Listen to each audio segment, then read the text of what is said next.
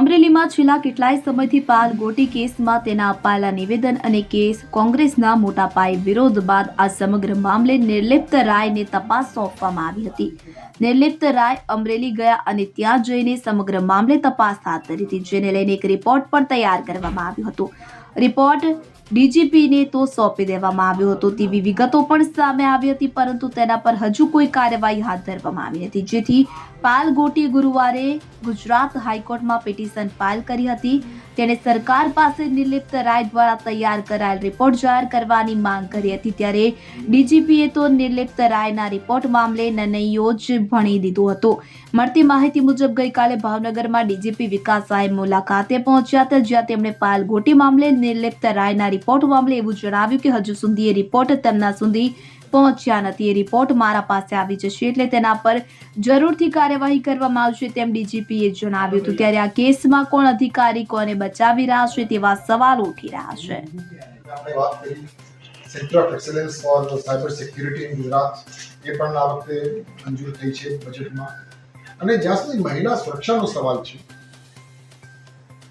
ગુજરાત રાજ્યના દરેક police station એક શી ટીમની રચના કરવામાં અને એ શી ટીમ્સ મહિલા, બાળક અને સિનિયર સિટીઝન્સ એ ત્રણનું વિષયનું ધ્યાન રાખીને કામગીરી કરતી હોય છે. એકાદ માસ પહેલા ગુજરાત રાજ્યના દરેક પોલીસ સ્ટેશનમાં એક સાંત્વના કેન્દ્ર ચાલુ અને એ સાંત્વના કેન્દ્રમાં મહિલાના પ્રશ્નો, બાળકોના પ્રશ્નો, સિનિયર સિટીઝન્સના પ્રશ્નો, પોલીસ તરફથી એક સંવેદનશીલતા સાથે લોકો સાથેનો વ્યવહાર, એ તમામ બાબતને ધ્યાનમાં રાખી એક સાંત્વના કેન્દ્ર દરેક પોલીસ સ્ટેશનમાં ચાલુ કરવામાં આવી છે. આપણે ક્રાઇમના જે ફિગર્સ છે એમાં મારે બહુ વધારે પડવું નથી. મને જણાવતા ખૂબ આનંદ થાય છે કે જનવરી 2025માં ક્રાઇમના જે આંકડા છે એ જનવરી 2024 કરતાં ખૂબ ઓછા રહ્યા છે, પણ ઓછા ઘણા તો થતા રહે છે. પણ પોલીસની કામગીરી, પોલીસની અસરકારકતા અને પ્રજા સાથેનો વ્યવહાર એ બહુ વધુ મહત્વ. કોઈ પણ વ્યવસ્થા હોય એ વ્યવસ્થામાં આ વ્યવસ્થાને કાર્યરત કરવા માટેની સિસ્ટમ્સ છે.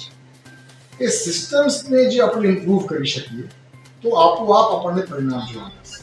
એ સિસ્ટમમાં પછી પોલીસ સ્ટેશનની કામગીરી હોય, રેન્જ વડાની કામગીરી હોય કે પ્રજાલક્ષી અમુક જે પ્રોજેક્ટ્સ છે એની કામગીરી હોય, એટલે આપણી જે સિસ્ટમ્સ છે એ સિસ્ટમ્સને વધુ મજબૂત કરવા માટે એ જ મહત્વપૂર્ણ મુદ્દાઓ છે.